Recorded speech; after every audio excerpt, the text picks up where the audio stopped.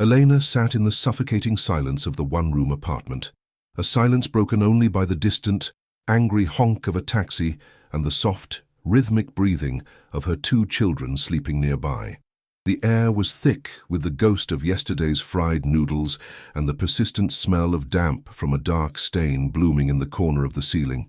Her hands, the hands of a seamstress, rested on her lap, the calluses on her fingertips feeling utterly alien against the worn fabric of her jeans.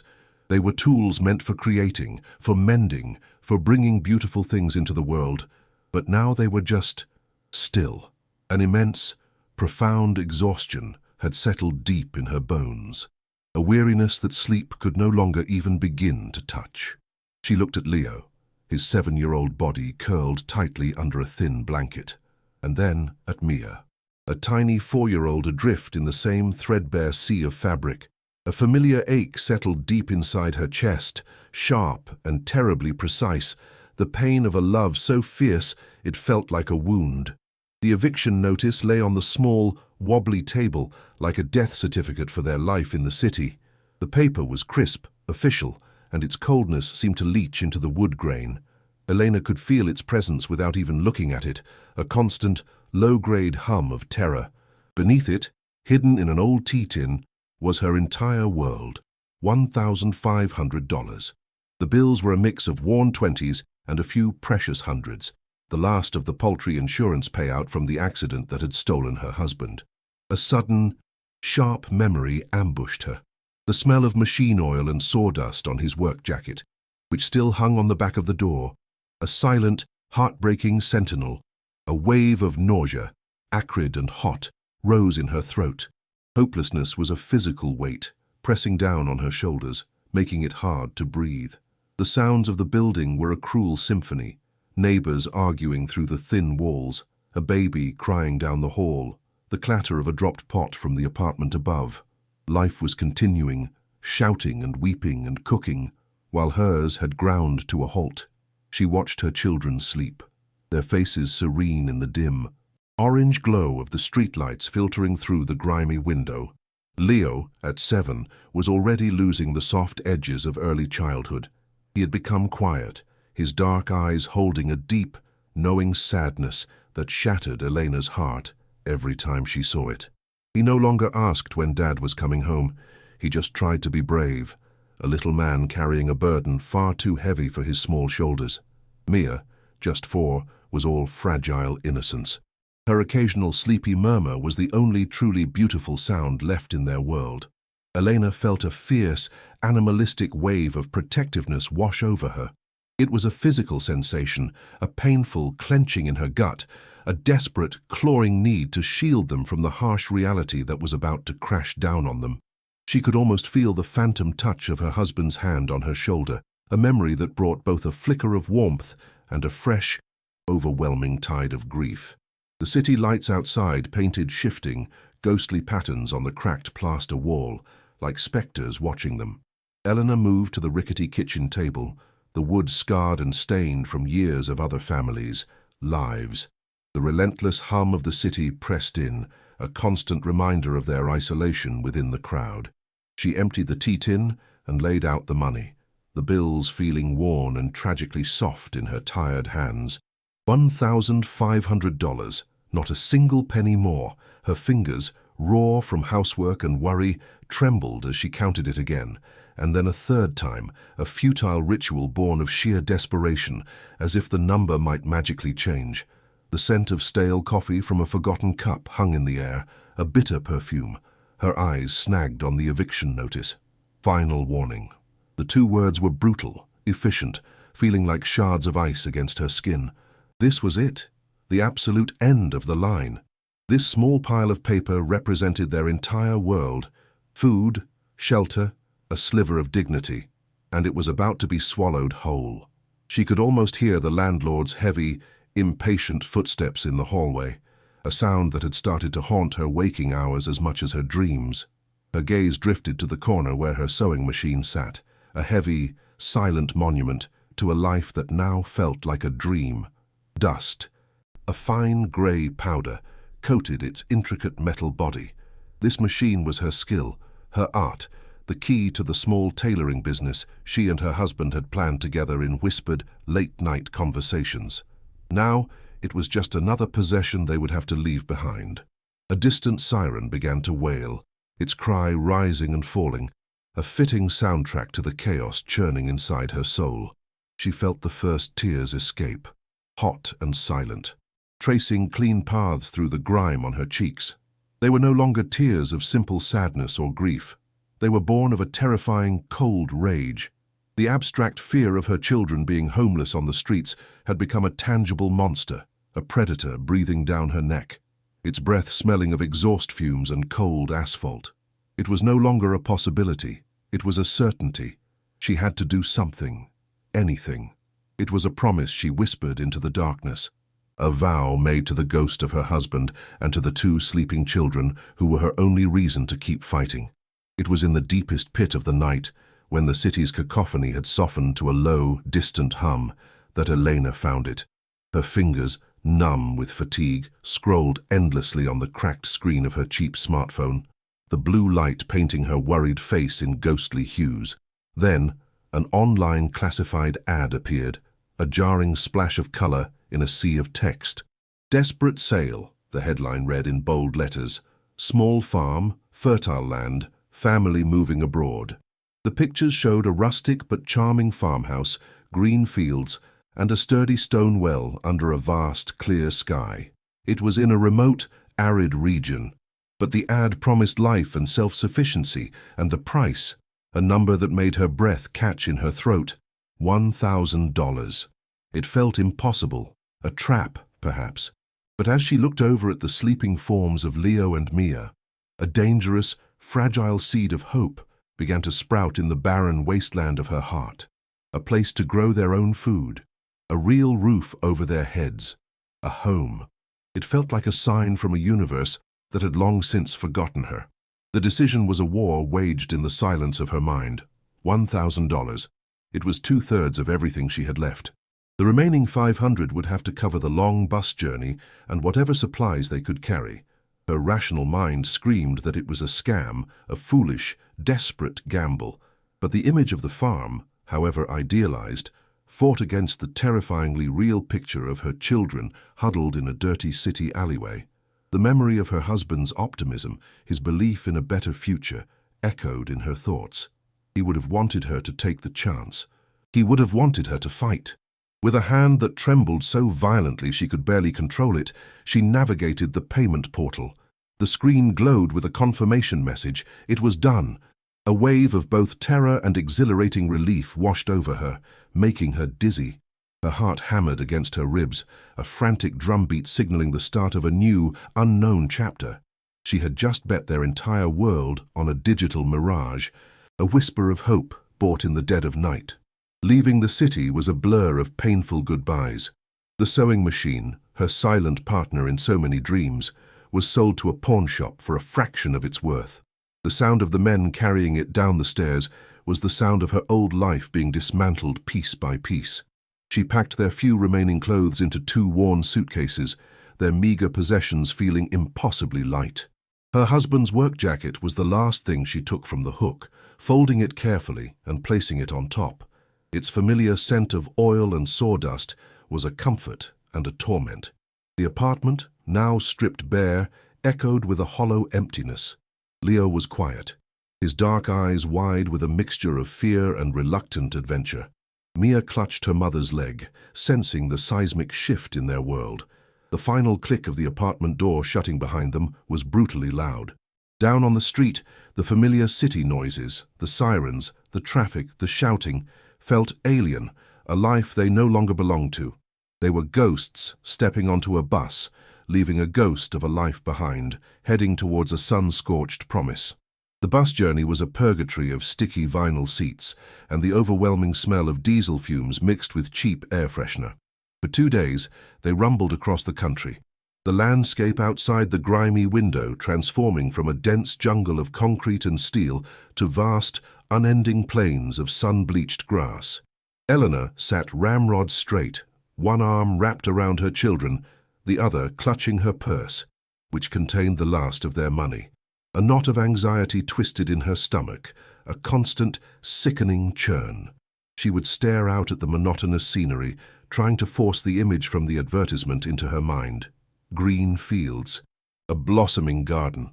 But the world outside was a canvas of brown and ochre, the sun a relentless, white-hot disk in the sky.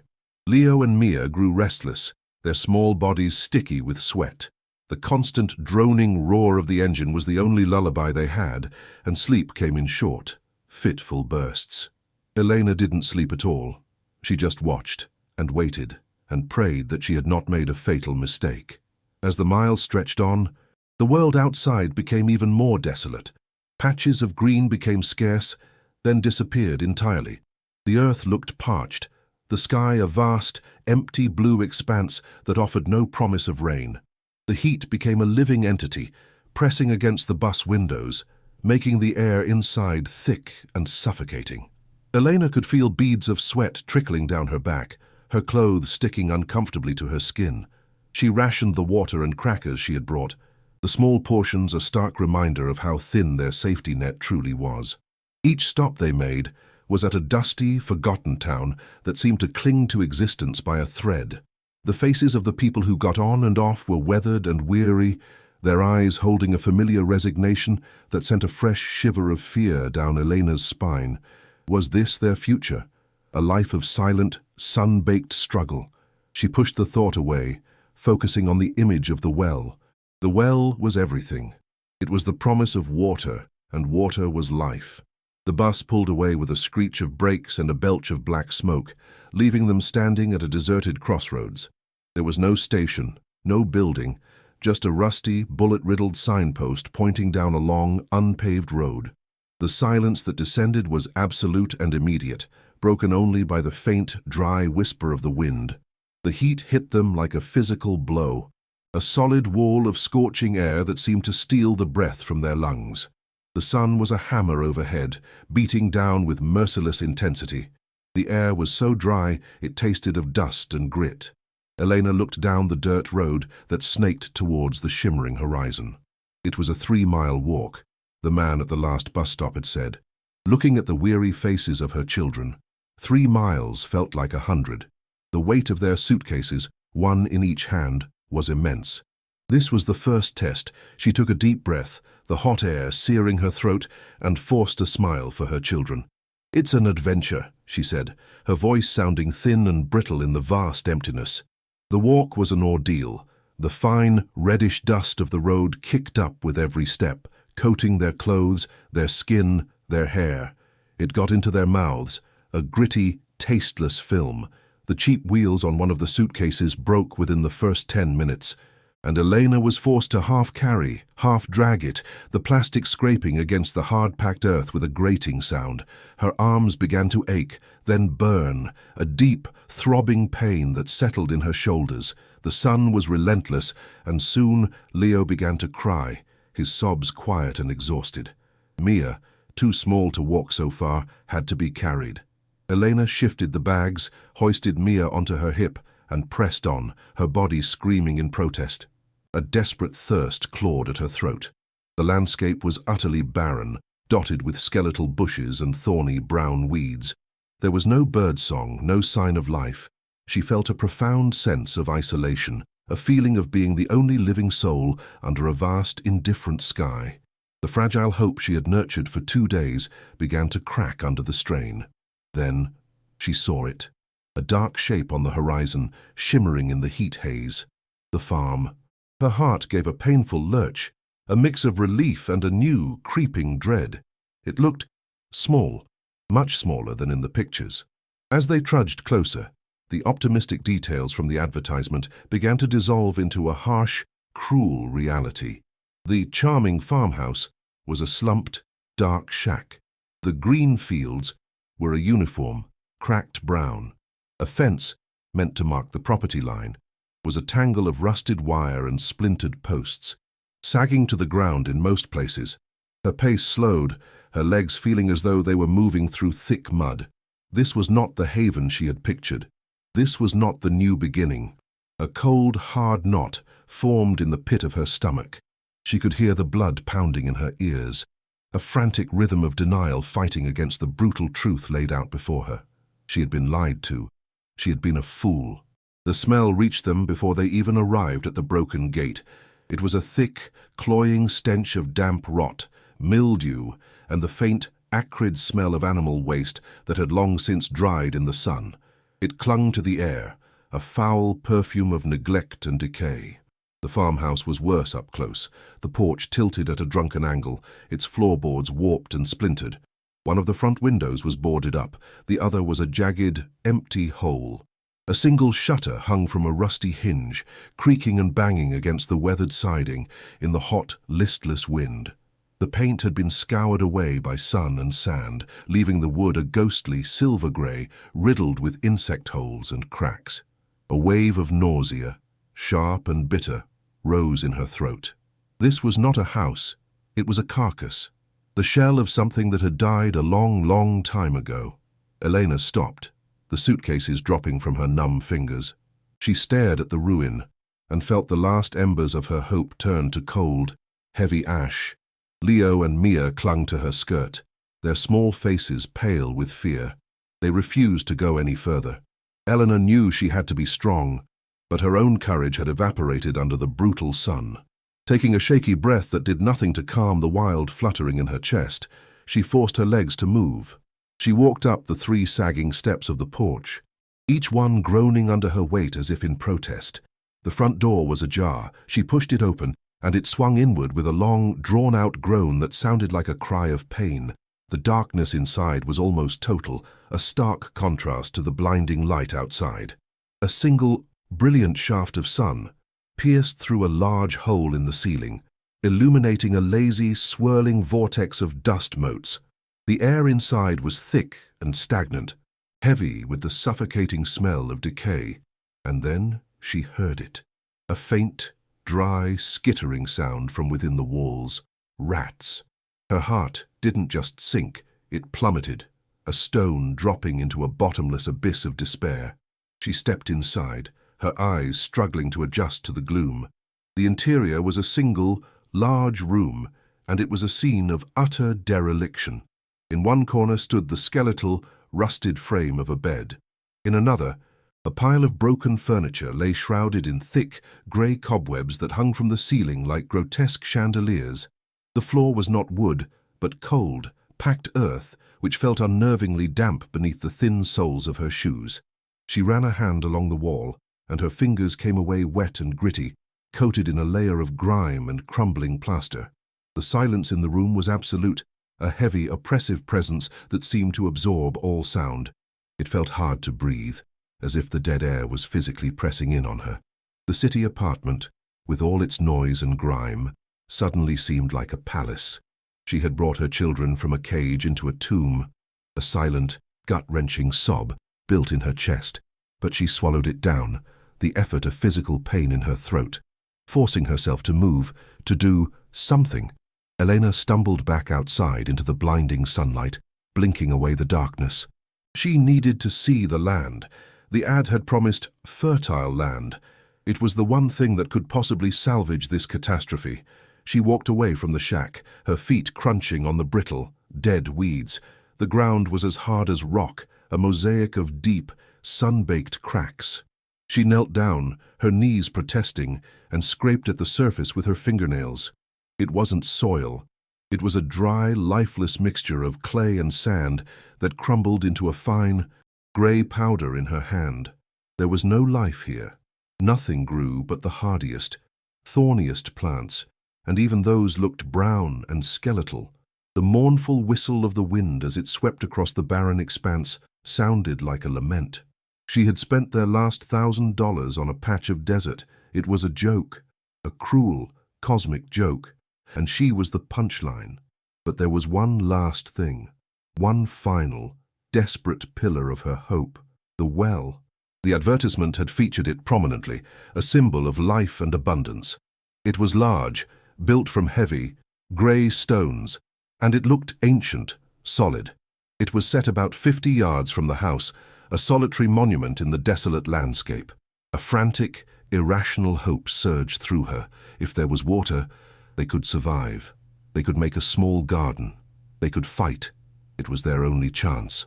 She ran towards it, her exhaustion forgotten, her feet stumbling on the uneven ground. The smell around the well was different, not of rot, but of clean, old stone and dust. She reached the circular stone wall and gripped its edge, her knuckles white. A wooden bucket, its staves warped and separating, lay on its side, attached to a frayed and sun-rotted rope. Her breath came in ragged gasps, her chest tight with a terrible, desperate anticipation. Her heart hammered against her ribs, the sound a frantic drum in the dead silence of the desert. She leaned over the stone parapet, her hair falling into her face, and peered down into the darkness. She held her breath, praying for the glint of reflected light, for the deep, cool echo that would mean water. There was nothing, just a black, gaping hole that seemed to swallow the light. An unnerving emptiness stared back at her. Her hand, trembling, found a loose pebble on the well's edge. She picked it up, the small stone feeling heavy and final in her palm. Closing her eyes for a second, she whispered a frantic, hopeless prayer. Then she dropped it in. She listened, her entire being focused on that single sense. There was no splash, no resonant plink, echoing up from a deep, watery cavern. There was only a short fall, and then a dull, hollow thud. It was the sound of a stone hitting dry, packed earth. The sound of absolute finality. The well was bone dry. The sound of that small stone hitting the bottom of the dry well broke something inside Elena. It was the final, definitive snap of her last thread of hope. The lie was complete. The trap had been sprung. She had spent everything they had to bring her children to a dusty, waterless prison. The vast, silent landscape, which had seemed merely empty before, now felt actively hostile, a predator waiting for them to weaken. The crushing weight of her failure, of her utter and complete foolishness, descended upon her. She sank to her knees on the hard, cracked earth beside the useless well, the rough stones of its base biting into her skin. The strength that had carried her through the death of her husband, through poverty, through the grueling journey, finally abandoned her. She didn't have the energy to scream or weep. A single, dry, ragged sob tore from her throat, a sound of pure, unadulterated despair. She was trapped, and this time she could see no way out. A week crawled by, each day a perfect, brutal copy of the one before. The sun rose, turning the world into a furnace, and set, leaving behind a profound and chilling emptiness. Survival had become a grim, monotonous rhythm. Elena spent her days trying to patch the most glaring holes in the roof with scraps of rusted tin she found, her hands acquiring new cuts and scrapes. The nights were a struggle against the cold and the unnerving sounds of the desolate landscape. The wind was a constant companion, a dry, whispering voice that snaked through the walls, carrying the scent of dust and decay. Despair was no longer a sharp, sudden pain. It had become a dull, constant ache in her chest, a physical weight she carried from the moment she awoke to the moment she fell into a fitful, dreamless sleep. The silence of the place was the worst part, a heavy blanket that smothered every sound, every thought, every last flicker of hope she tried to ignite in the darkness of her soul. Her children were fading. Leo, in his attempt to be the brave man of the house, had built a wall of silence around himself. He rarely spoke, his dark eyes holding a deep, haunted look that made Elena's stomach clench with a guilt so profound it felt like a physical illness. He spent hours outside, tracing patterns in the dust with a stick, a solitary little ghost in a vast, empty world. Mia, at 4, had retreated inward, her laughter, which had once filled their cramped city apartment, now completely gone. She clung to Elena's side, a tiny, silent shadow, her face often pale and listless from the oppressive heat and meager diet of crackers and canned beans. Eleanor's heart splintered a little more each time she looked at them. She felt a constant, low-grade nausea, the taste of failure, a bitter coating on her tongue. This was not the life she had promised them. This was a slow starvation of the body and the spirit, and she had led them directly into its jaws with her own foolish, desperate hands. The dry well had become Leo's strange, solitary playground. It was the only structure on the property with any sense of permanence, a silent stone sentinel in the middle of nowhere. He was fascinated by the absolute blackness of its mouth, a perfect circle of nothing. He had found the old, rotted rope and the broken wooden bucket, and his favorite game was to lower it carefully into the abyss, his small body tensed with concentration. Elena watched him from the shade of the collapsing porch, a knot of fear perpetually twisting in her gut. He was too close. The stone edge was uneven, and the drop was at least 40 feet. Every time he leaned over, she could feel her own breath catch in her throat. Her mind flooded with horrific images of him slipping, of a small cry swallowed by the immense, dark silence of the earth. She had warned him, pleaded with him to stay away, but the well held a magnetic, mysterious pull for the lonely 7-year-old boy, a silent friend in a world devoid of them. One afternoon, as the sun began its slow descent, painting the sky in fiery strokes of orange and purple, Leo came running towards the shack. His face was pale, his eyes wide with something other than his usual quiet sadness. "Mama!" he shouted, his voice thin and reedy against the vast silence. "Mama! It's whispering!" Eleanor's blood ran cold.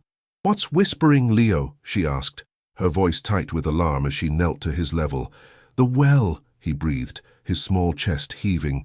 "I put the bucket down, all the way to the bottom, and I heard it, a voice. It whispered my name." A primal terror seized Elena. Her first thought wasn't of ghosts, but of sunstroke, of a feverish delusion brought on by the heat and the lack of proper food. Or worse, of some venomous creature, a snake or scorpion, rustling at the bottom. She grabbed his small hand, her own trembling, and pulled him towards the shack, her only thought to get him away from that dark, gaping maw. As she pulled him away from the well's edge, her free hand braced against the top ring of stones for balance. The stone was rough and cool under her palm, a stark contrast to the scorching air. But as she pushed off, her fingers brushed against something that felt wrong. One stone, just one in the entire upper circle, shifted slightly under her weight. It was a minuscule movement, a subtle grating sound that was almost imperceptible, but in the dead silence of the desert, it was as loud as a gunshot. A strange jolt, a current of cold electricity, shot up her arm.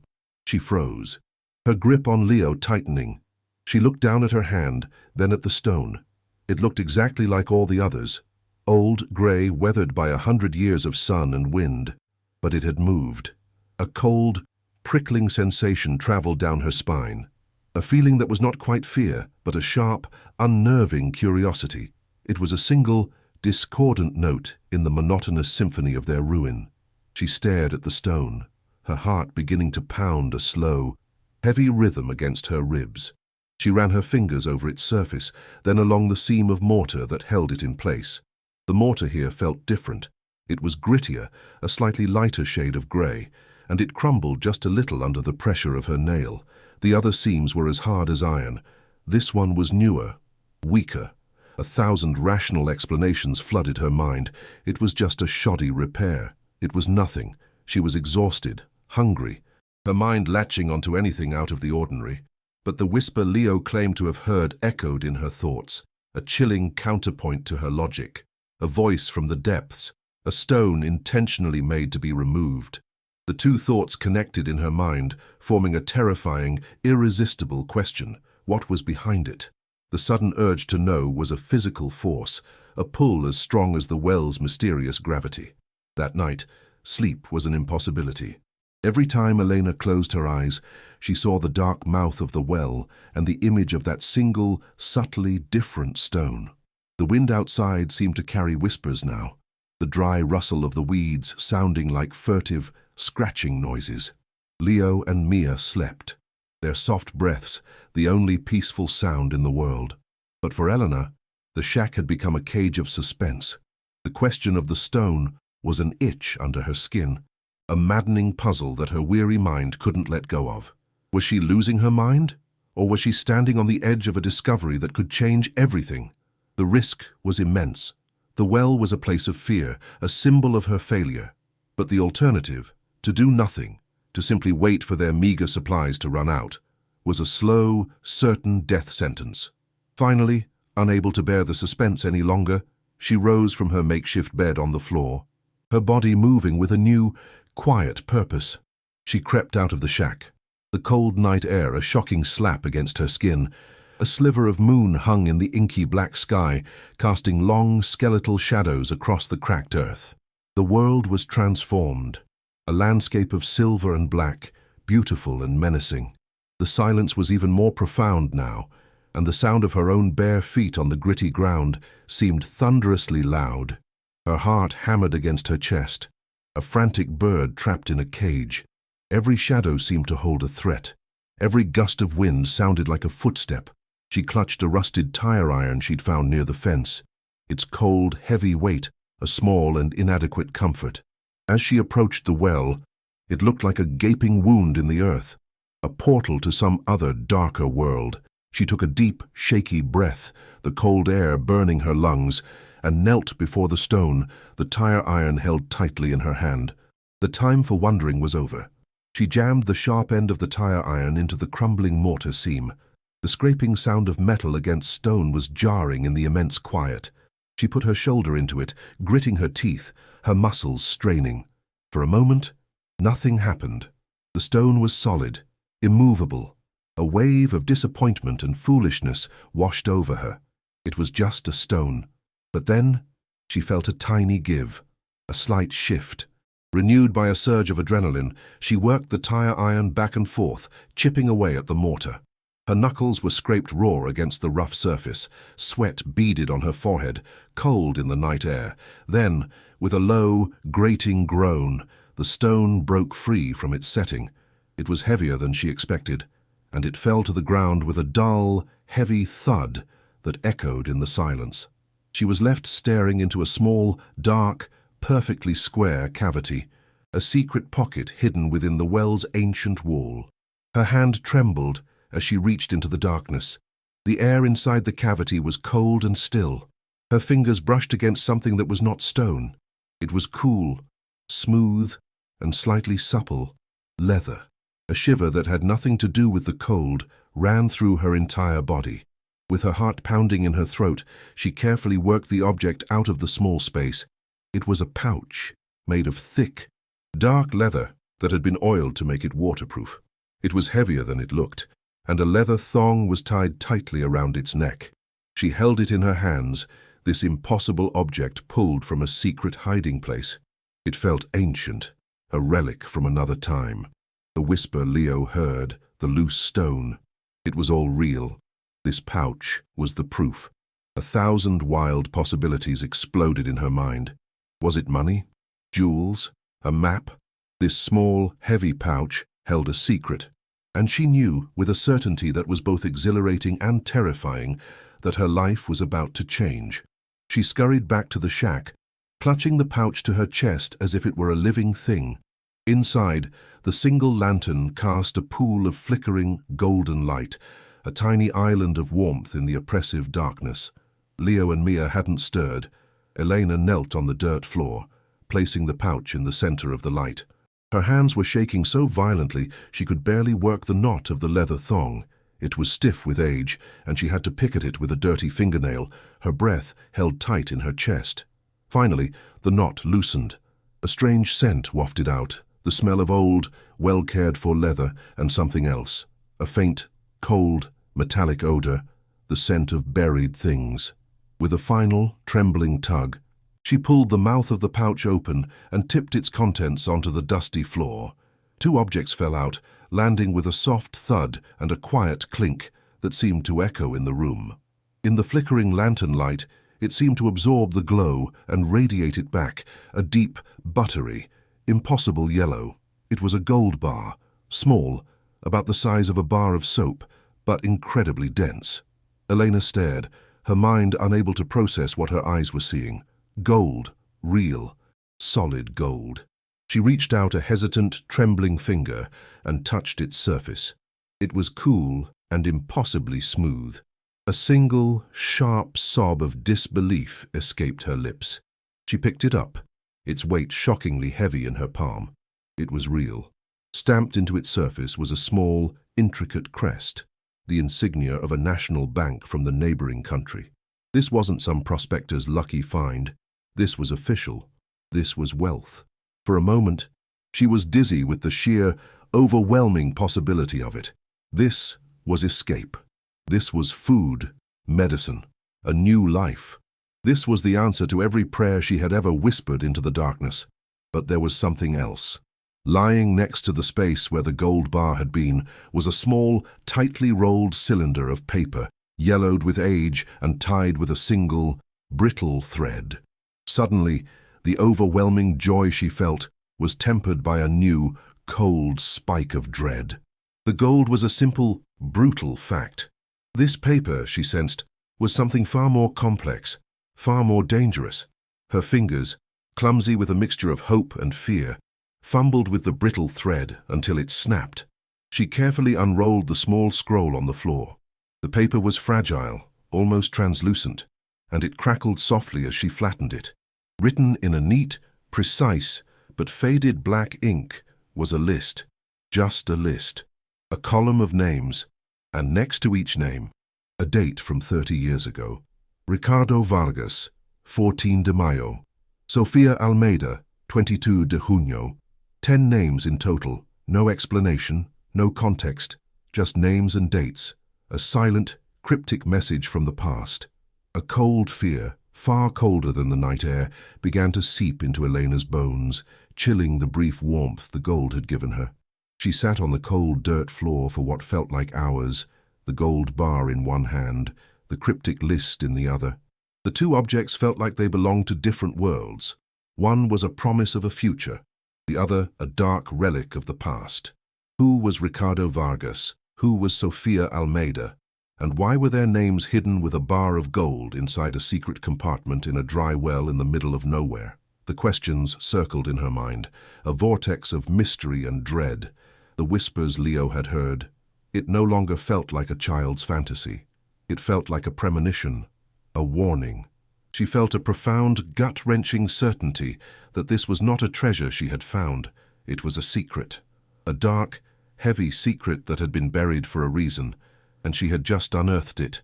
A thought, sudden and insistent, pushed its way through the fog of her confusion. It was a memory from her first, devastating tour of the shack. The cellar. A small, square trapdoor in the corner, half hidden under a pile of rotting sacks. When she had first stepped on it, she'd noticed the ground beneath felt different, colder, more solid. She'd assumed it was just packed earth over rock. But now, that hollow feeling felt sinister, significant. It was a loose thread, just like the stone in the well. A gut feeling, a primal instinct she couldn't ignore, told her the two were connected. The pouch was only the beginning. It was a key, the real secret. The rest of the story was not in the well. It was down there, in the cold, dark earth beneath the house. A new wave of fear washed over her, but this time it was mixed with a relentless, driving need to know the truth. The mystery had its hooks in her now, and it was pulling her deeper. With a resolve born of desperation, she moved the rotting sacks, the smell of mildew and decay filling her nostrils. The wooden trapdoor was swollen and warped, but it wasn't locked. She heaved it open, revealing a set of steep, crumbling earthen steps leading down into absolute blackness. A wave of cold, stagnant air, thick with the smell of damp soil and something else, something metallic and faintly sour, rose to meet her. It was the smell of a place that had not been opened for a very, very long time. Holding the lantern high, its light cutting a weak, trembling path into the gloom, she descended. The cellar was small, no bigger than the room above, with a low ceiling and walls of packed earth. The floor was also dirt, cold and damp to the touch. In the far corner, a pile of old, rotted canvas sacks lay in a heap, covered in a thick blanket of cobwebs. It was the only thing in the otherwise empty room. She approached the pile of sacks, her heart beating a frantic tattoo against her ribs. The air was heavy, the silence so complete it felt like a pressure against her eardrums. She kicked at the sacks with her foot, and they fell apart, dissolving into clouds of dust and fibers. And then she saw it, a large, dark, rectangular shape buried in the earth, its top just barely visible. It was a patch of ground that was slightly more compacted, slightly darker than the earth around it. Her breath hitched, Driven by a frantic energy, she grabbed the rusty shovel she had found earlier and began to dig. The packed earth was cold and dense, and the work was brutal. The rhythmic scrape and thud of the shovel was the only sound, a desperate percussion in the subterranean silence. Sweat poured down her face, stinging her eyes, but she didn't stop. She dug with a ferocity she didn't know she possessed, fueled by a terrifying premonition. After what felt like an eternity, her shovel struck something hard with a loud, jarring clang that vibrated up the handle and into her bones. It wasn't the dull thud of a rock. It was the unmistakable, resonant sound of metal. A wild, desperate cry escaped her lips. She dropped the shovel and fell to her knees, clawing at the dirt with her bare hands. The soil was cold and coarse, packing under her fingernails, but she didn't feel the pain. She clawed and scraped like a frantic animal, her lungs burning, until she uncovered the corner of a large metal lid. It was a footlocker, a huge, heavy, military-style footlocker, its dark green paint obscured by rust and caked-on mud. It was real. The hollow sound, the feeling in her gut, it had all been true. This was it. This was the heart of the secret. Her hands were raw and bleeding, but she didn't care. She had to open it. The footlocker was sealed shut by a heavy, rusted hasp and padlock. It was an ancient, formidable lock, and for a heart-stopping moment, she thought it would be impossible to open. Panic surged in her throat. To have come this far, only to be stopped by a lock. Refusing to be defeated, she grabbed the shovel again, wedging its sharp metal tip into the space between the lid and the body of the chest, right next to the hasp. She put all of her weight on the wooden handle, using it as a lever. The metal of the chest groaned in protest, a long, screeching sound that echoed horribly in the small, enclosed space. Her muscles screamed, her vision tunneled. She gave one final, desperate heave, throwing her entire body into the effort. With a deafening crack, the rusted metal of the hasp snapped in two. The lid of the chest popped up an inch. Silence rushed back in, broken only by the sound of her own ragged, gasping breaths. With her hands shaking uncontrollably, she reached down and gripped the edge of the heavy metal lid. It was cold, the rust flaking away under her fingers. She took a deep breath, steeling herself for what she might find inside. A body, weapons. She heaved the lid upwards. It was incredibly heavy, and it opened with a final, long, agonized groan of rusted hinges. A wave of air, unimaginably old and stale, washed over her. It was the smell of a sealed tomb, a scent of dry paper, old leather, and the cold, sterile odor of gold. The lantern light fell inside, and Elena's breath caught in her throat, a strangled, incredulous gasp. The sight that greeted her was impossible. It defied all logic, all reality. The chest was filled, almost to the brim, with them, gold bars, dozens and dozens of them, stacked in neat, tight rows, their surfaces gleaming with a dull, malevolent light. They were identical to the one she had found in the well, a king's ransom buried in a dirt floor cellar. It was a fortune, a life-altering, world-changing fortune, enough to buy 100 farms, to build a palace, to give her children everything they could ever want or need. The sheer scale of it was dizzying, a tidal wave of shock and disbelief that left her kneeling, speechless, before the open chest. This wasn't just money, it was power. It was a weapon. The weight of its presence in the small, dark cellar was immense, almost suffocating. But as her eyes adjusted, she saw that there was more. Tucked carefully between the stacks of gold were other objects. Several thick, leather-bound books, their covers dark with age, and a large bundle of letters, tied together with a faded, once-red ribbon. They were the only things in the chest that were not gold. They seemed almost insignificant, small islands of paper and leather in a sea of unimaginable wealth. But Elena knew, with a certainty that settled deep in her soul and chilled her to the bone, that the opposite was true. The gold was the bait. It was the loud, dazzling distraction. The real secret, the true story of this place, was not in the cold, hard metal. It was here in these other, quieter objects. She reached past the gleaming bars, her fingers, raw and bleeding from her frantic digging, closing around the smooth, dry leather of the topmost journal. It felt warm, as if it still held the body heat of the person who had written in it so long ago. As she lifted it from the chest, she could feel the weight of its pages, the weight of the words and the years locked inside. The gold could buy her a future, but she understood in that moment that these journals held the key to the past, and she had a terrifying feeling that she wouldn't be able to claim one without first confronting the other. The mystery of the Whispering Well was over, but a much darker, more dangerous story was just beginning. Back in the suffocating confines of the shack, Eleanor carefully opened the first journal. The lantern light flickered, casting dancing, monstrous shadows on the crumbling walls. The book itself felt like a relic, its leather cover cracked and dry, the pages within stiff and yellowed, smelling of dust and time and secrets. Her hands, still raw and dirty from digging, trembled as she held it. A cold dread, a dark counterpoint to the glittering promise of the gold, settled in her stomach. It felt like an act of desecration, of peering into a tomb that should have remained sealed. But the need to understand, to know the story behind the impossible fortune buried beneath her feet, was a compulsion she couldn't fight. It was a hunger more powerful than the physical starvation she had felt for weeks. She could hear the faint, dry rustle of the pages as she turned them, a sound like whispering, and she finally understood what Leo had heard. It was the past, demanding to be heard at last. The ink was faded, a ghostly brown against the yellowed paper, but the handwriting was surprisingly clear. It was a sharp, angular script, precise and utterly devoid of emotion. The author was a man named Alvaro, the farm's previous owner. The first few entries were mundane, detailing the heat, the dying crops, the infuriating silence of the desolate land. But then the tone shifted. He began to write about his past, not with nostalgia, but with a chilling, detached sense of duty. He wrote about the operation, of cleansing the body politic, of serving a higher cause. He never used words like murder or kill. Instead, he used cold, sterile euphemisms, neutralized, processed, removed.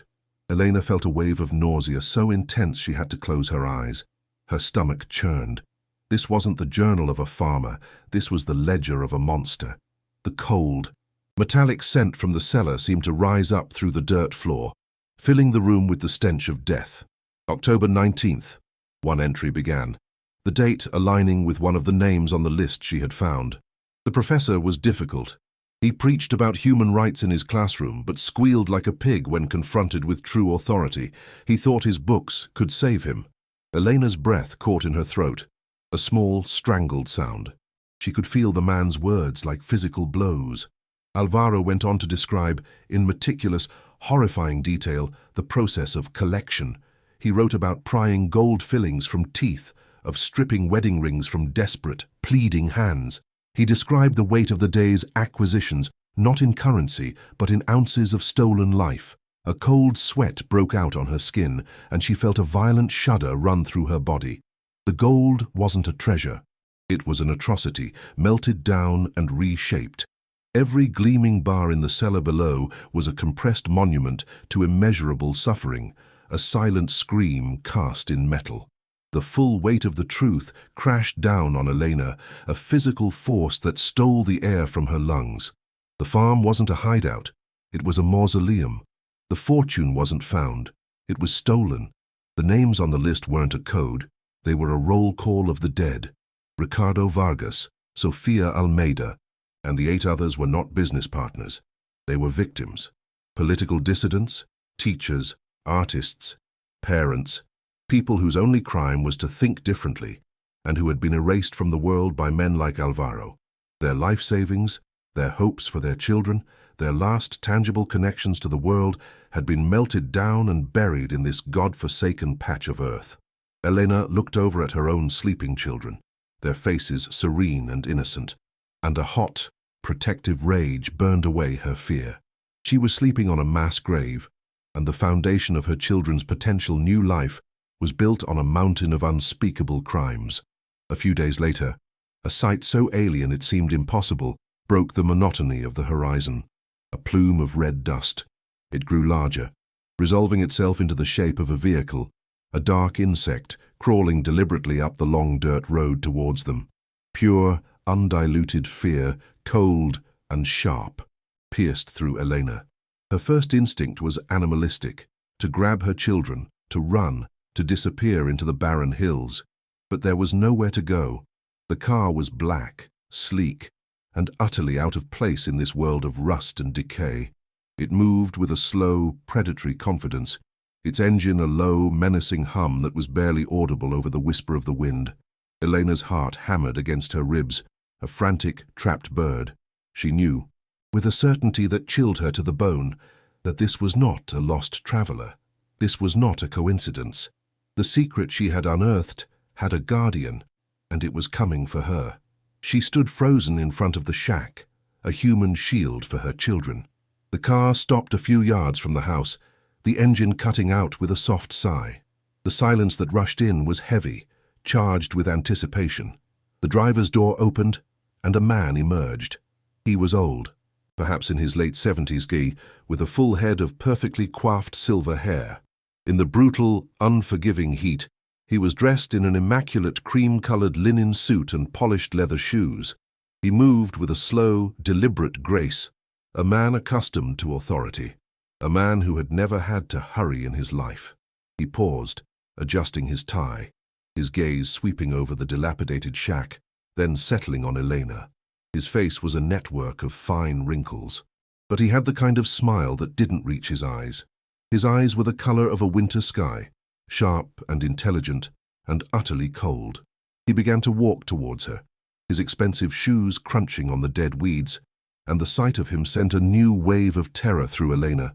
This was a man who did not belong here. "Good afternoon," he called out, his voice smooth and cultured, the sound of wealth and education. "I do hope I'm not intruding." He stopped a respectable distance away, a perfect gentleman. "My name is Almeida, Dr. Almeida. I'm a lawyer from the town. I was the executor of the estate for the previous owner of this property."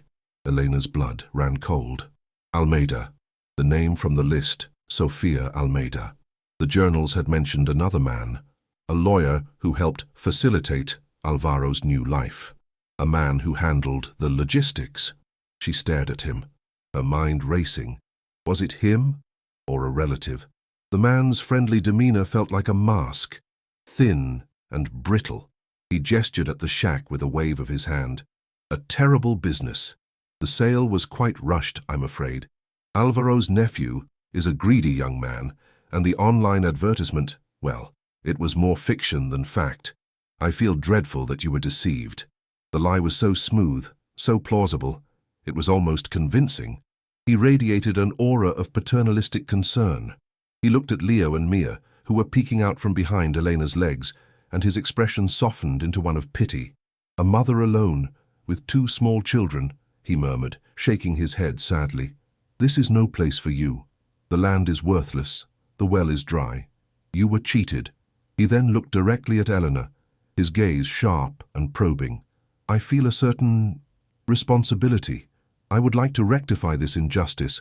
I am prepared to buy the land back from you right now, for what you paid, of course, and a little extra for your trouble. Let's say $1,500, enough to get you and your lovely children back to the city to find a decent place to live." The offer hung in the air, a poisoned apple. It was a test. He was trying to see if she would bite, if she would take the easy way out. Eleanor's throat was dry. Her tongue felt thick.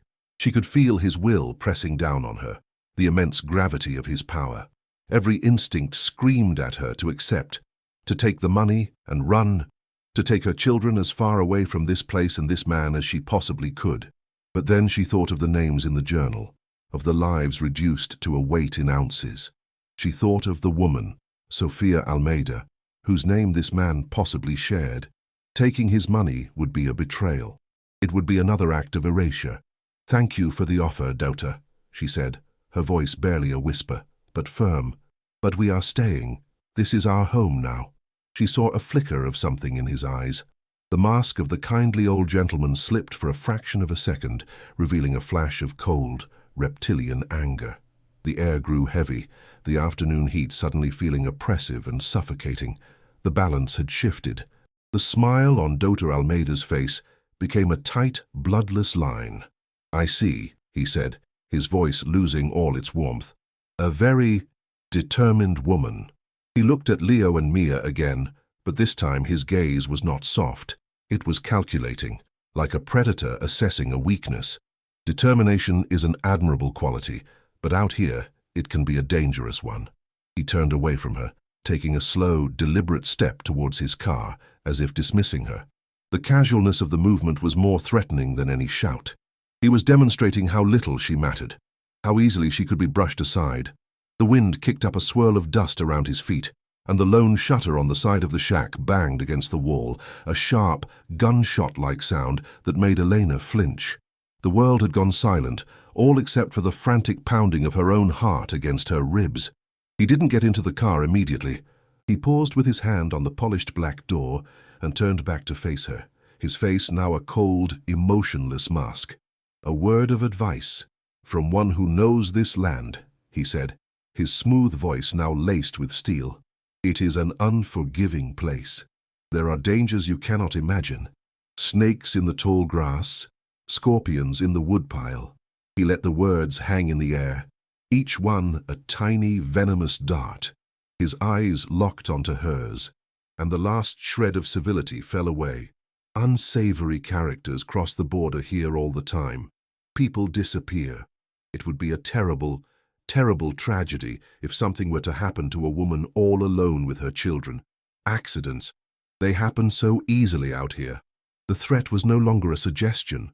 It was a promise, delivered with the calm, chilling authority of a man who had made good on such promises before. He held her gaze for a long moment, letting the weight of his words sink in. He wanted her to understand completely. This was not a negotiation.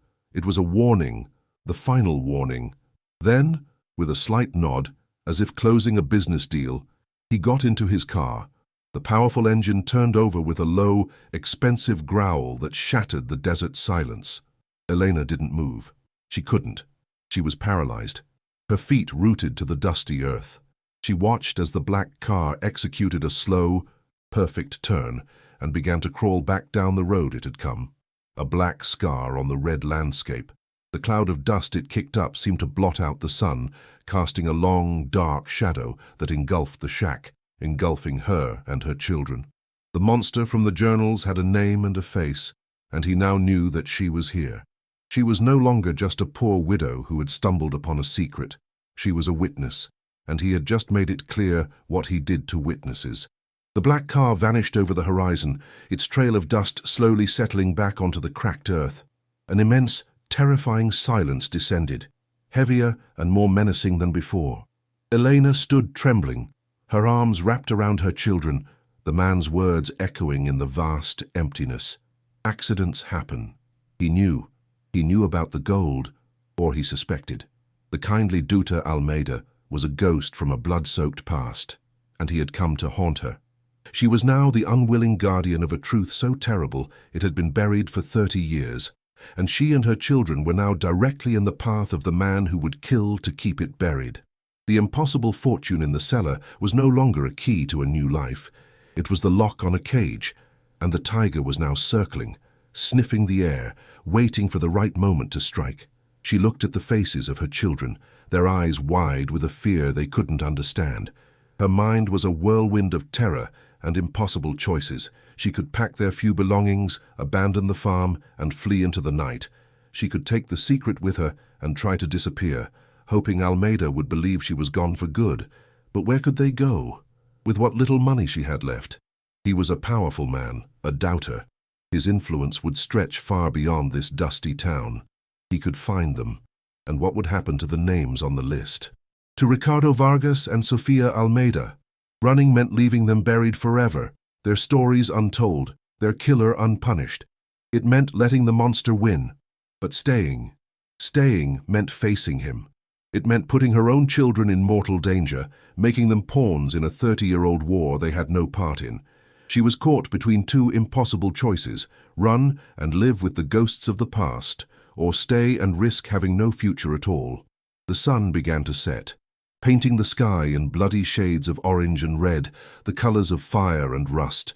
The shack, her supposed sanctuary, now felt like a trap. Every shadow seemed to lengthen and twist into a menacing shape. Every gust of wind sounded like a footstep outside. She was a seamstress, a mother. What could she possibly do against a man like Almeida?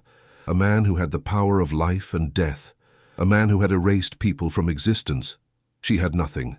No weapon, no allies, no power. All she had was a cellar full of blood money and a journal full of names. The weight of the gold beneath her feet felt like an anchor, pulling her down into the darkness. She was trapped, utterly and completely. The monster had given her a choice, but it was no choice at all. It was a death sentence, and he was just letting her decide on the method of execution. What would you do in her place? Would you run, abandoning justice to save your family? Or would you stay and fight a monster, knowing you might lose everything? The air in the shack grew thick and heavy after the car disappeared, each particle of dust seeming to hold the echo of Daughter Almeida's threat. Elena stood frozen, the warmth of her children's small bodies clinging to her legs, the only real thing in a world that had tilted into a nightmare. A profound, debilitating terror seized her, a cold that seeped into her bones, far colder than the desert night. Her heart was a wild, panicked drum against her ribs. Run. The single word screamed in her mind. Take the children. Take what little money you have, and vanish. But the image that followed was of Almeida's face, the cold confidence in his eyes, the certainty of a predator who knows his prey has no escape. Running felt futile, a mere postponement of the inevitable. The vast, empty landscape that surrounded them was no longer a symbol of desolation. It was the wall of a cage, and she had just watched the zookeeper walk away, leaving the door to the tiger's enclosure unlocked. The silence was a living thing, pressing in, listening. The weight of the gold beneath the floorboards was no longer a comfort. It was a curse, an anchor pinning her to this place of death. She could feel its malevolent presence, a cold radiation seeping up through the packed earth. Every creak of the shack's old wood was the sound of a footstep. Every whisper of the wind was his voice, repeating his promise. Accidents happen. She looked down at Leo, whose small hand was clutching her skirt so tightly his knuckles were white. His eyes were wide with a fear he was too young to name, but his body understood the language of danger perfectly. A wave of shame and rage washed over Elena. She had brought them here. Her desperation had led them into this monster's path. The rage, however, was a new sensation. It was a hot, molten core in the center of her icy fear. It was the fury of a mother bear, the primal, unthinking instinct to protect her cubs at any cost. That rage was a tiny spark, but in the suffocating darkness of her despair, it was something to hold on to, a point of light in the abyss. Her gaze fell upon the leather-bound journal lying on the rickety table. In the fading light, it seemed to pulse with a dark energy. It was a testament to unspeakable evil, but it was also the only weapon she possessed. The names, the dates, the cold, meticulous descriptions of theft and murder. Almeida thought she was just a poor, ignorant widow he could scare away. He didn't know she held the truth in her hands. He didn't know she had read the ledger of his sins. A new feeling, cold and sharp as a shard of glass, began to crystallize within her. It was resolve. It wasn't bravery. She was still terrified, a frantic nausea churning in her stomach. It was the simple, brutal calculation of a trapped animal. To stay and do nothing was certain death. To run was likely death. But to fight offered a sliver of a chance, however small. The decision was not made in her mind, but in her gut. She would not run. She would not wait for him to come for them. She had to find an ally, and there was only one place to look. The town. The next morning, before the sun had fully risen, painting the eastern sky in bruised shades of purple and grey, Elena made her preparations. The air was cool and carried the clean, sharp scent of the desert at dawn. She told the children they were going on a trip to get supplies, forcing a smile that felt like a cracking mask on her face. Her hands trembled as she packed a small bag, a bottle of precious water, the last of the crackers, and wrapped carefully in a piece of cloth at the bottom, the small, tightly rolled list of names she had found in the well. She left the gold bar and the journals behind, hidden. Taking them felt too dangerous. like carrying a lit stick of dynamite. The list was different. It was small, quiet, easy to conceal. It was a single, deadly question she could carry in her pocket. The 3-mile walk back to the crossroads felt different this time. It was not a journey into the unknown, but a deliberate march toward a confrontation. Every crunch of her shoes on the gravel was a countdown. The bus arrived with a familiar screech of brakes and a cloud of diesel fumes, a noisy, mechanical savior appearing on the horizon. The short ride into the nearby town was a blur of anxiety. The monotonous drone of the engine did nothing to calm the frantic hummingbird of her heart. The town, when they arrived, was a cluster of low, whitewashed buildings shimmering under the relentless morning sun. The streets were dusty and quiet, most residents seeking refuge from the growing heat. The air smelled of baked earth, wood smoke, and something faintly sweet, like baking bread. It was a place that felt suspended in time, a forgotten outpost where secrets could be kept for decades. Elena clutched her children's hands, their small palms sweaty in hers. She felt dangerously exposed, an outsider with a terrible secret, walking into a town that might be entirely under Almeida's thumb. Every person they passed, a man sweeping a storefront, a woman hanging laundry, felt like a potential spy, their eyes following her with silent suspicion. Her instincts led her not to the police station. Almeida's talk of a corrupt sheriff had been a clear warning, but to the humblest of establishments, a small grocery store. Its painted sign, faded by the sun, stood on a quiet side street. Venda da Inés, it read. A curtain of colorful plastic beads hung in the doorway, rustling softly in the hot breeze. It smelled of dried herbs, soap, and floor wax, a comforting, domestic scent that stood in stark contrast to the rot and decay of the farm. It felt like a safe harbor. Peering inside, she saw an elderly woman behind a wooden counter, meticulously arranging cans of tomatoes into a perfect pyramid. Her hair was a cloud of white, pulled back in a severe bun, and her face was a roadmap of wrinkles, each one earned through a long life under the harsh sun. But it was her eyes that held Elena's attention. They were dark, sharp, and missed nothing. They held a deep, ancient sadness, but also an unyielding strength. This was Donna Inés. Elena took a deep breath, the little bell above the door chiming softly as she and her children stepped inside. The air was blessedly cool, a relief from the oppressive heat. Donna Inés looked up, her hands stilling. Her gaze swept over Elena, then down to Leo and Mia clinging to her sides. It was not a suspicious look, but one of weary knowing. She had seen frightened mothers before. "Bom dia," the old woman said, her voice raspy, like dry leaves skittering across pavement. "What can I do for you?" Elena's own voice was a dry whisper. She bought a bottle of water and some sweet bread. The mundane transaction, a bizarre moment of normalcy in her surreal nightmare. Her hands shook as she counted out the coins. She watched Inés, her movements slow and deliberate. The way she handled the bread with a gentle reverence. There was a stillness about her, a powerful gravity. Eleanor felt a desperate, irrational urge to confide in this complete stranger. It was a wild gamble, but she was out of rational choices. Eleanor began, her voice cracking. She stopped, swallowed, and tried again. "I need help. I think I'm in terrible trouble." She expected dismissal, suspicion, a cold shoulder. Instead, Donna Inés simply finished bagging the bread, her dark eyes fixed on Elena's face, her expression unreadable. She just waited, listening. The silence in the small shop was profound, broken only by the buzzing of a single fly near the window and the frantic pounding of Elena's own heart. In that silence, Elena made her decision. With a hand that trembled so violently she could barely control it, she reached into her pocket and pulled out the small, rolled-up piece of paper. She didn't say a word. She just unrolled the fragile, yellowed list and placed it on the worn wooden counter, between a basket of onions and a jar of pickled eggs. The names, written in faded black ink, seemed to cry out in the dim, cool light of the shop. It was a prayer and a confession, laid bare on the counter. Donna Inés did not move for a long moment. She stared down at the paper, her body rigid. The air in the store became thick, heavy, with unspoken history. Then, with a slow, deliberate movement, she reached out a gnarled, trembling hand. Her finger, the nail worn and thick, traced the air just above the list, as if she were afraid to touch the names, afraid they might turn to dust. Her eyes scanned the column, and then they stopped.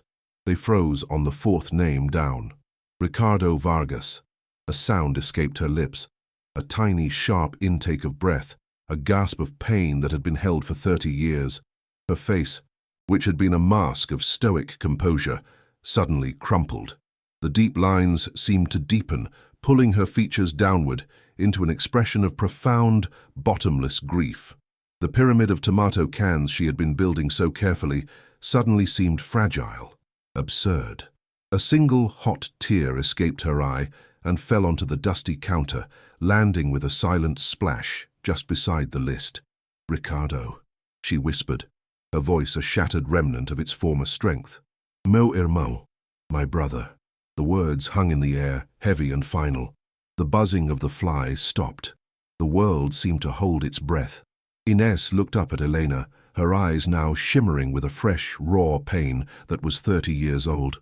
"He was a teacher," she said, her voice thick with unshed tears. "He taught history. He believed in books, in the truth." She looked back at the list, her gaze moving over the other names. Sofia Almeida. She was a poet. "We used to drink coffee together, right here in this town. And the others? I remember them.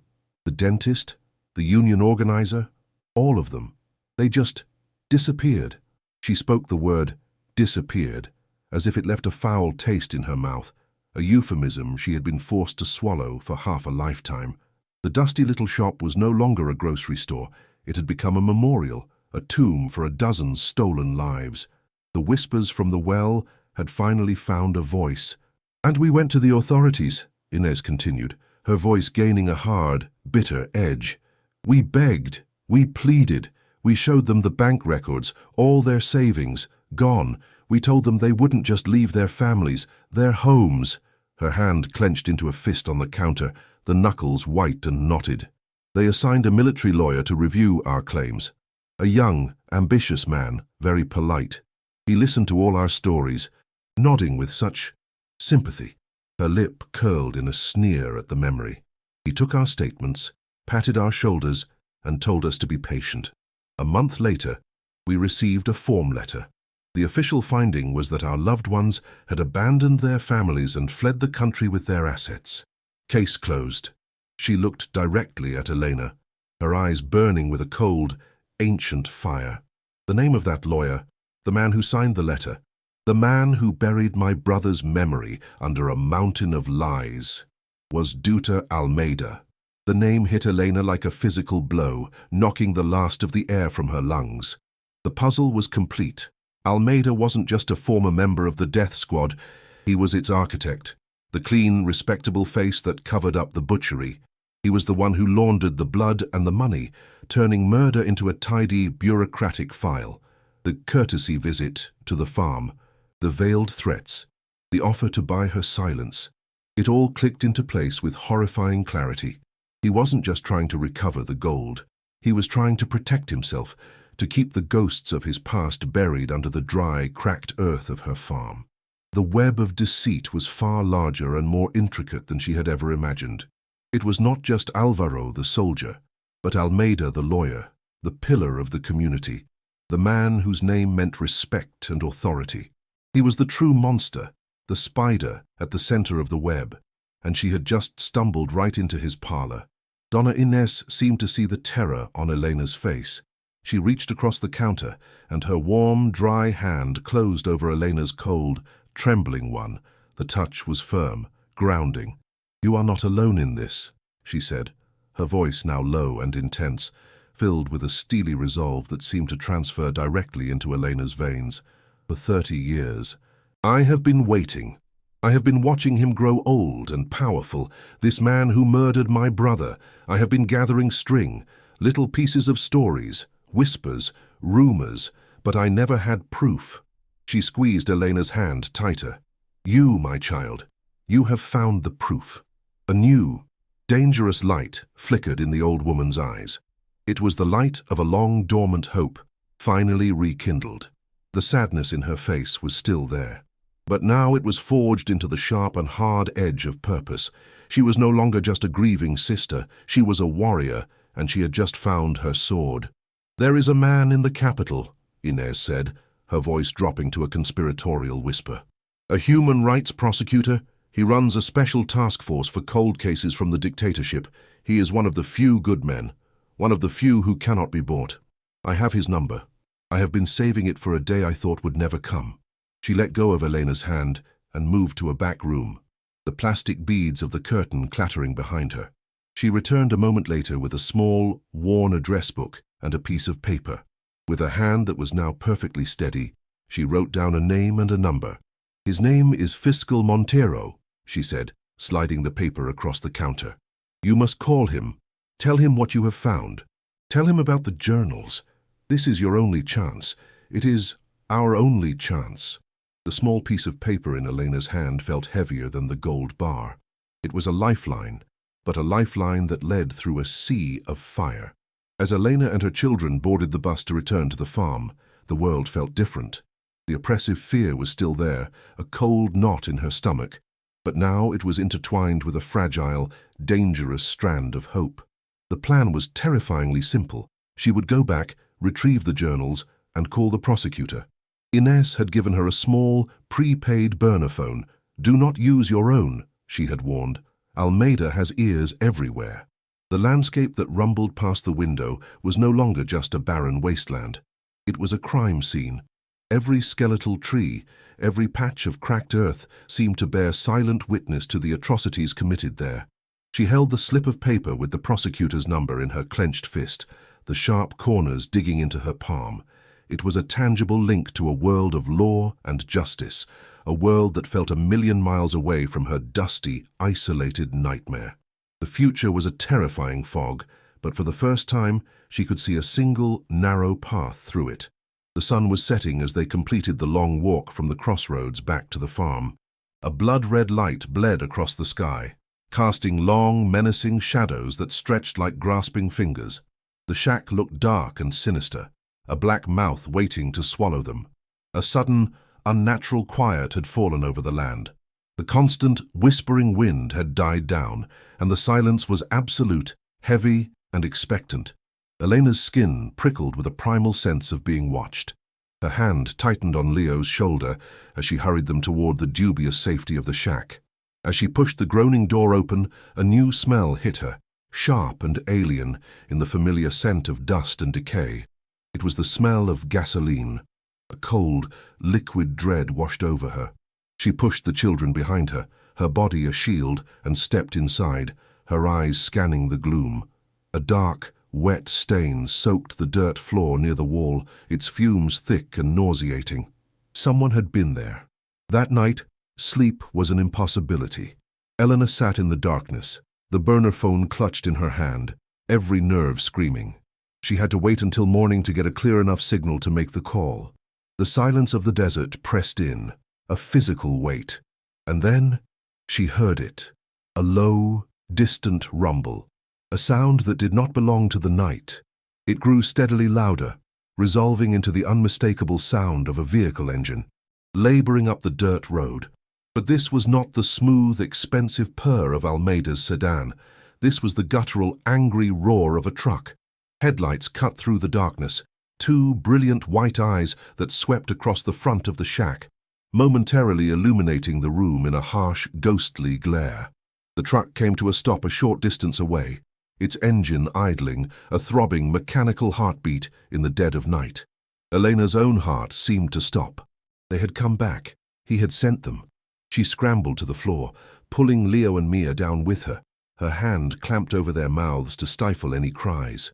Her body trembled uncontrollably, a violent, full-body shudder she could not suppress.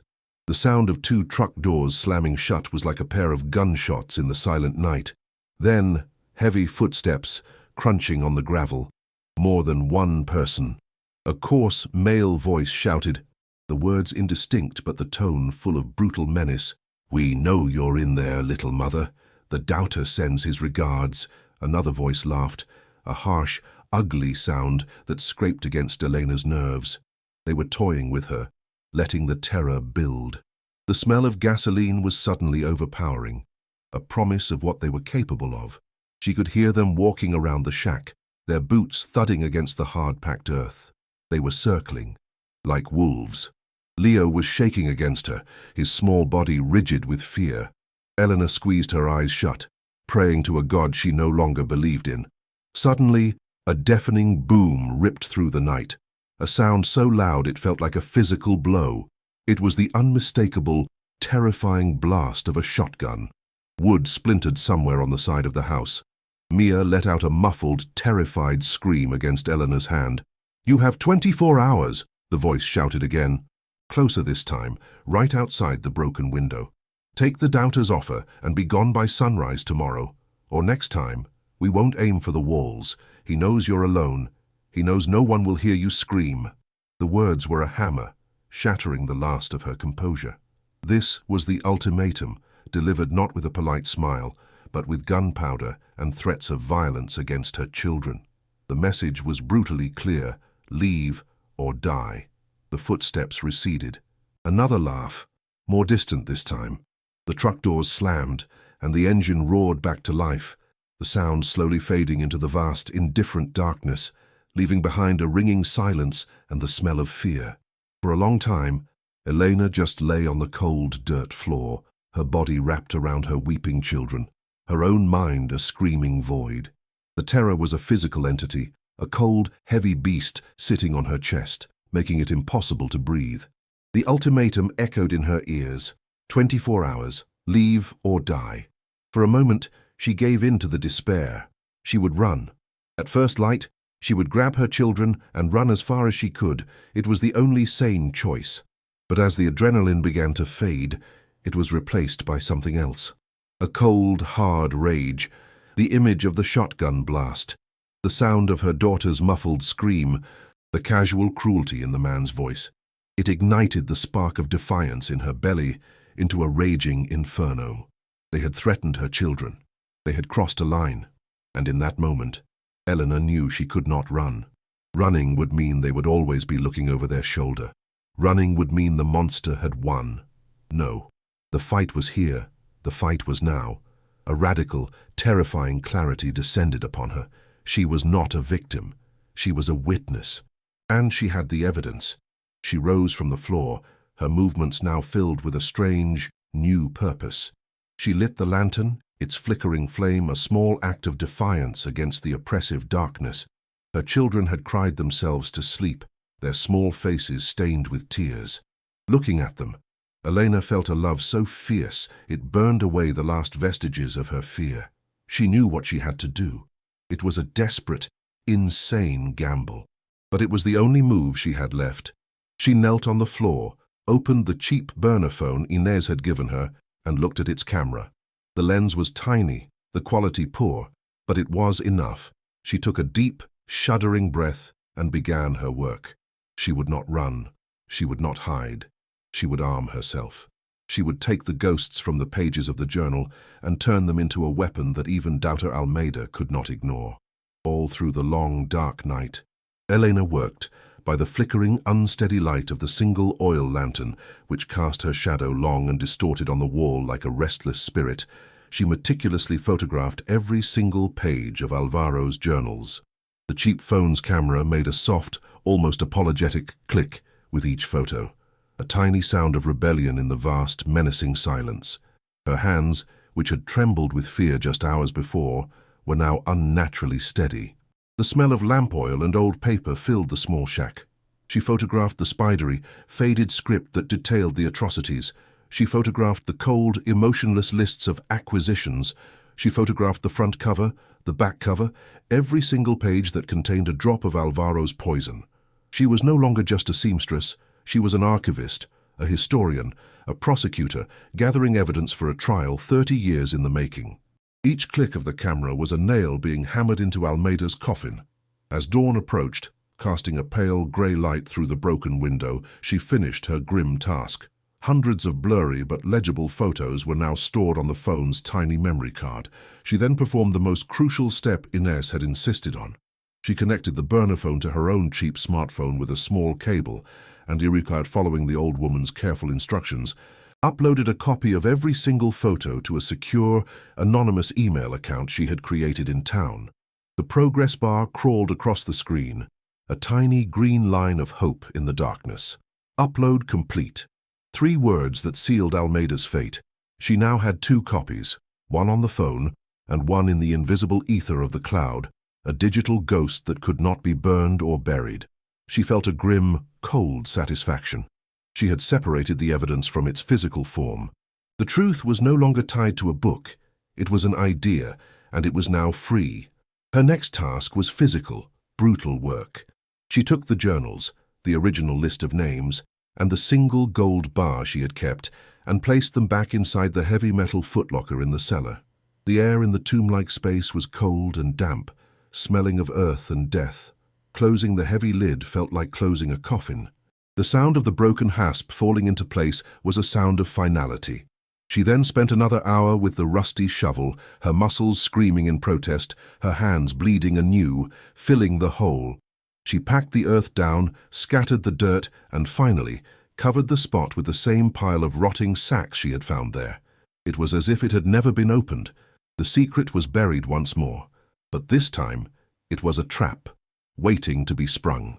The gold was no longer her curse, it was his. It was the bait that would hold him here while the wheels of justice, slow and rusty as they were, began to turn. She cleaned herself as best she could with a wet rag, the cold water a shock to her system. She put on her cleanest, though still worn, dress. She was no longer the frightened, dusty refugee who had arrived here weeks ago. She was someone else entirely. A cold, hard resolve had settled deep in her bones. She woke the children gently, their faces still puffy from sleep and tears. "We have to go into town one more time," she said, her voice calm and even, a tone that belied the wild storm of terror and adrenaline raging inside her. She didn't tell them the truth. She just told them it was important. She held their hands as they walked out of the shack and into the bright, clean light of the new day. The shotgun pellets were embedded in the wood of the wall, a stark reminder of the night's violence. But instead of fear, the sight filled her with a cold, righteous anger. The 24-hour ultimatum was not over yet. She still had time to make her move. She did not head to the bus stop. Instead, she walked a different way, a route that Inez had described to her on a small, hand-drawn map. After a mile, she found it. An old, rusted pickup truck was parked behind a cluster of rocks, the keys hidden in the gas cap, just as Inez had promised. It belonged to Inez's cousin, a man who owed her a favor and asked no questions. The engine sputtered to life with a protesting groan and a cloud of blue smoke. Getting behind the wheel, Elena felt a surge of power. She was no longer on foot, no longer dependent on bus schedules. She was in control. As she drove toward the town, the burner phone felt heavy and cold in her pocket. The children were quiet in the seat beside her, sensing the gravity of the moment. She wasn't running away from the monster. She was driving directly into his den. She was no longer the prey. She was the hunter, and she was bringing the ghosts of his past with her. Dr. Almeida's law office was the most imposing building in town, a 2-story colonial structure with a grand balcony and gleaming brass fixtures on the heavy oak doors. It radiated an aura of old money and unimpeachable authority. It was designed to intimidate, to make anyone entering feel small and insignificant. Eleanor parked the rattling truck down the street, took a deep, shaky breath, and looked at her children.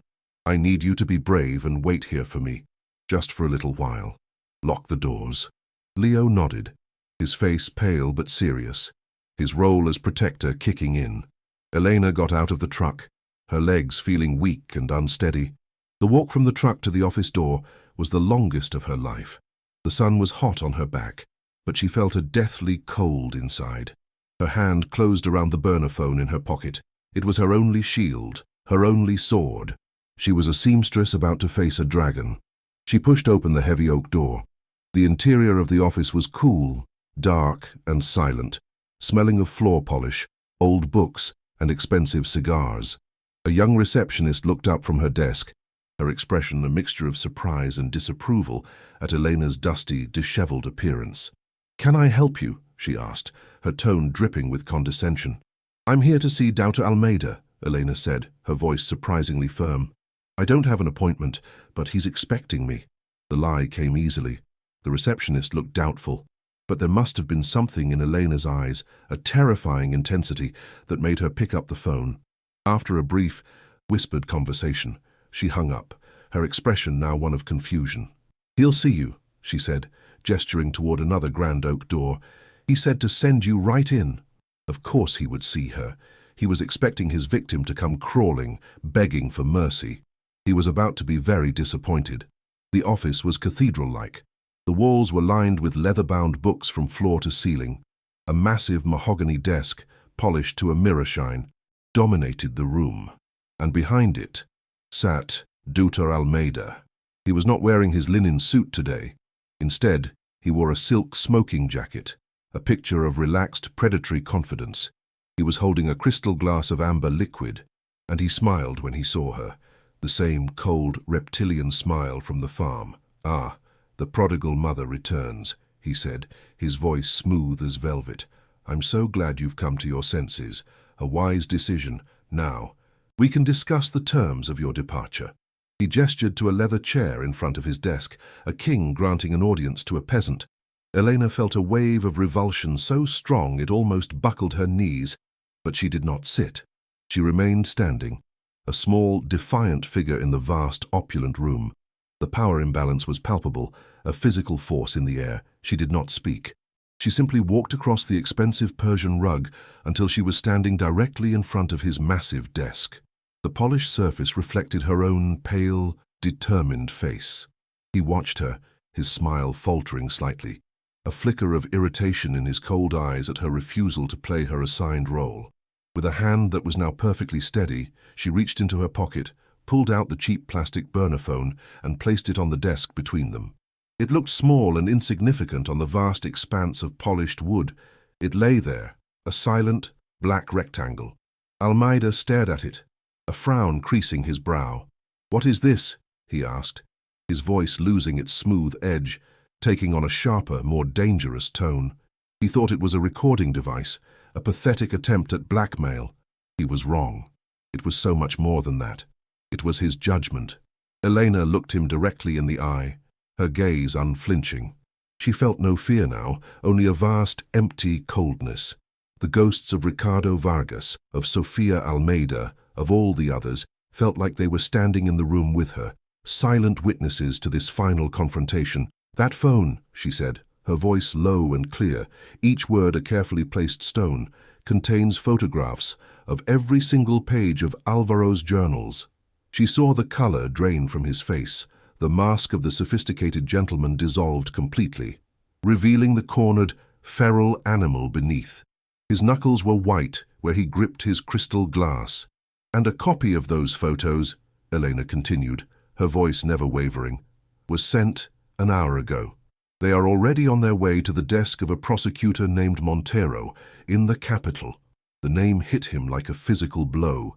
He stared at her, his mouth slightly agape, his cold eyes wide with a mixture of disbelief and pure, unadulterated fury. The trap was sprung. For a heartbeat, the world stopped. Then, with a guttural roar that was no longer human, Almeida lunged. The crystal glass shattered against the edge of the desk, amber liquid and shards of glass spraying across polished mahogany. His face was a contorted mask of pure rage, the civilized veneer stripped away to reveal the raw, cornered killer beneath. His manicured hands, now curled into claws, reached not for the phone, but for Elena's throat.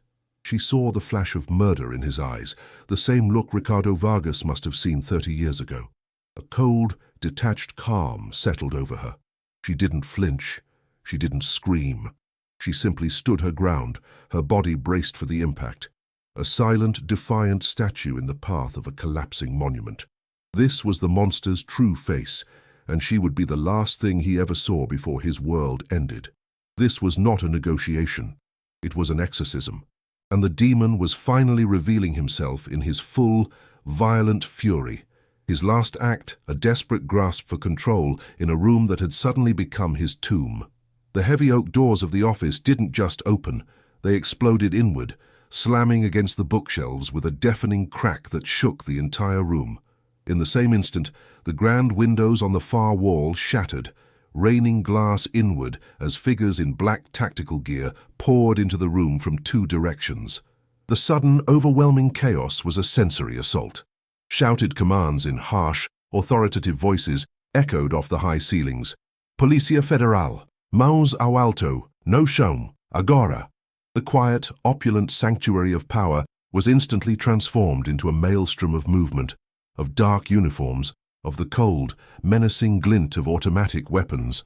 Almeida, his hands just inches from Elena's neck, froze in mid-lunge.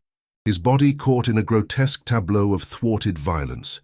His head whipped back and forth, his eyes wide with the terrified disbelief of a god who had just witnessed the sky itself fall in upon him.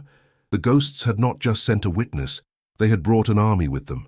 Almeida's brief paralysis was broken as two officers swarmed him, slamming him face down onto the plush Persian rug with brutal efficiency. His silk smoking jacket ripped at the shoulder, a strangely intimate sound in the chaos. A sharp, metallic click-click echoed in the room, the final, definitive sound of the handcuffs closing around his wrists. It was the sound of a 30-year reign of terror ending on a carpet smelling of expensive cigars. An officer, his face hidden behind a helmet and visor, helped a trembling Elena into the leather chair she had refused moments before. The adrenaline drained out of her in a sudden, dizzying rush, and a profound weakness flooded her limbs. The officer gave her a curt nod and gently tapped his own chest. Elena understood. Taped beneath her dress, small and discreet, was the wire Inez had insisted she wear. It had captured everything: Almeida's arrogant confession, his threats, and the final, murderous roar. The monster had not only been trapped, he had narrated his own downfall. The news of Doubter Almeida's arrest detonated in the small town's sleepy afternoon quiet. The sight of the respected lawyer, the town's patriarch, being frog-marched out of his own office in handcuffs by heavily armed federal police was an image so surreal it defied belief. Whispers turned to shouts, windows and doors opened, and people spilled into the streets, their faces a mixture of shock, confusion, and for a few, a dawning, terrible understanding. Donna Inez stood in the doorway of her small shop, her hand resting on the frame to steady herself. She watched the convoy of black vehicles speed away, a plume of dust in their wake, carrying away the man who had haunted her every waking moment for 3 decades. She didn't cheer. She didn't smile. A single tear, heavy with the weight of 30 years of grief and waiting, traced a slow path down her deeply lined cheek. It was a tear of vindication, a silent, final farewell to her brother Ricardo. Justice, so long delayed, had finally arrived. Almeida's meticulously constructed world crumbled completely. Faced with the undeniable proof of the journals and his own voice on the wire damning him, he confessed. His testimony became a torrent, a desperate attempt to save himself that ended up dragging everyone else down with him. He named names, other surviving members of the squad, now respectable old men living quiet lives, businessmen who had helped launder the blood money, government officials who had looked the other way, the corrupt local sheriff who had been on his payroll for decades. The investigation, spearheaded by a relentless prosecutor Montero, became a national sensation. It was a brutal, necessary surgery on the soul of the nation, exposing a cancer of impunity that had been allowed to fester for far too long. And at the center of it all was the story of a widowed seamstress who had refused to be silenced, a woman who had pulled on a single loose thread and unraveled an entire tapestry of lies. The footlocker was officially excavated from the cellar of the farm, a grim ceremony attended by federal agents and forensic specialists. When the lid was opened under the harsh glare of portable lights, a collective gasp went through the assembled crowd. The sheer volume of gold was breathtaking, a pirate's treasure born of unimaginable evil. Under national law regarding assets recovered from state-sponsored crimes, the government seized the entirety of the fortune. After a lengthy legal process, a formal decree was issued, A significant portion was allocated to establish a reparations fund for the families of the victims on Alvaro's list. And for her singular role in uncovering the truth and risking her life to bring the perpetrators to justice, Eleanor was granted a substantial finder's fee, a reward so large it felt like a number from a dream. The paper announcing the transfer felt impossibly light in her hands, but it lifted the weight of a world of poverty from her shoulders forever. She was no longer a victim. She was a victor. Months later, the farm was unrecognizable. The rotting shack was gone, replaced by a simple, sturdy house filled with sunlight. The air no longer smelled of decay and dust, but of fresh paint, baking bread, and the lavender Elena had planted near the porch. In a room with a large window overlooking the now fertile land, the gentle, rhythmic hum of a brand-new sewing machine filled the air. Eleanor's hands, no longer scarred and broken, moved with skill and grace over soft white fabric, her old artistry reborn, her children's laughter. A sound she thought had been permanently stolen, now echoed through the house, bright and unrestrained. Leo, his dark eyes no longer haunted, spent his afternoons reading books in the shade, while Mia chased butterflies in a field of new grass. The constant, gnawing pain of hunger in Elena's stomach was replaced by the simple, profound joy of serving her children a full meal every single night on a solid wooden table she had bought herself. The greatest transformation, however, was in the land itself. For a week, a modern drilling rig had whirred and groaned, its powerful auger boring deep into the earth, far past the point where the old well had given up. Eleanor stood with Leo and Mia, her arms wrapped tightly around their shoulders, watching the final stage. The engine strained, the ground vibrated, and then a new sound emerged from the depths, a deep, subterranean rumble, the sound of a waking giant. With a sudden, explosive roar, it happened. A powerful geyser of crystal-clear water erupted from the borehole, shooting 50 feet into the air before falling back to earth in a shower of life-giving spray. It was a baptism for the dead land. The water was cool, clean, and abundant, a liquid promise that life could not only return, but flourish.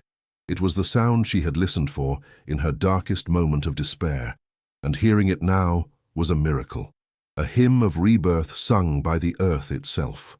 As the sun began to set, casting a golden glow over the scene, the gushing water settled into a steady, powerful flow, already carving a new, dark path through the thirsty soil. Elena fell to her knees, not from despair, but from an overwhelming, soul-shaking gratitude. She plunged her hands into the stream, the water shockingly cold and real. She splashed it on her face, washing away the grime of the past, the memory of the blood-soaked earth, the ghost of her fear. Leo and Mia shrieked with delight, stomping in the newly formed puddles, their small forms silhouetted against the setting sun. This place was no longer a prison. It was a paradise. It was a home built not on a foundation of death, but on a wellspring of life. Holding her children close, their clothes soaked, their faces radiant with joy, Elena wept. They were tears not of sorrow, but of pure, unadulterated peace. The whispers from the well had been answered, and their future was finally, blessedly, secure. The fortune was more than a reward. It was a sacred trust. With a significant portion of the funds, Elena, with the help of Donna Inez, established the Vargas Almeida Memorial Fund, ensuring the two names on the list, brother and poet, would forever be linked. The fund provided university scholarships for the descendants of all the victims of Alvaro's squad, turning a legacy of stolen futures into a promise of new ones. The farm became a place of quiet pilgrimage, its gushing well a symbol of truth unearthed. Elena never forgot the terror, but she refused to let it define her. She had faced a monster, not with a weapon, but with a mother's unyielding courage and the simple, indestructible power of the truth. She had proven that even in the most desolate places, hope can take root and justice, like water, will always find its way to the surface. If stories of impossible odds and the triumphant fight for what is right inspire you, subscribe to our channel and become part of a community that celebrates the enduring strength of the human spirit.